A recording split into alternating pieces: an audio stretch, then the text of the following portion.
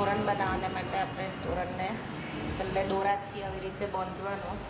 જેટલા લાઈનની તેને તોરણ કરવી હોય તેનાથી એક લાઈન વધારે કરવી.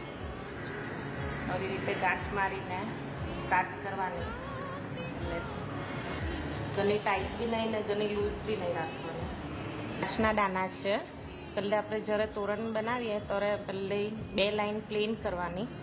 અહીંયા હસલના દાણા છે તો તેનાથી હવે આપણે ડિઝાઇન સ્ટાર્ટ કરવાની 2 પ્લેન લાઈન કરીને. અને પછી હવે અહીંયાથી મારું આ અડધું પૂરું કીધેલું છે તો તે આગળ સ્ટાર્ટ કરવું જ. તેમાં એક વ્હાઈટ કલર લેવાનો જ. પછી 3 કલરના છે પેટર્નના હિસાબે. એક વ્હાઈટ છે પાછું. બધા બીડ્સ ભરી દેવાના.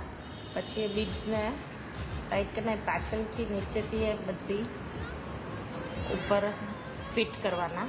પછી તેના ઉપરથી પાછું સોય લઈને દોરો ઉપરથી ભરવાનો કે આખો એ ફિક્સ થઈ જાય.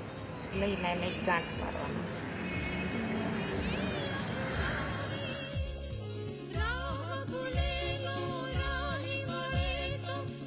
આખી તોરણ આવી રીતે દાણાની પૂરી થઈ જાય પછી તેને આરકા કરવાના આવે.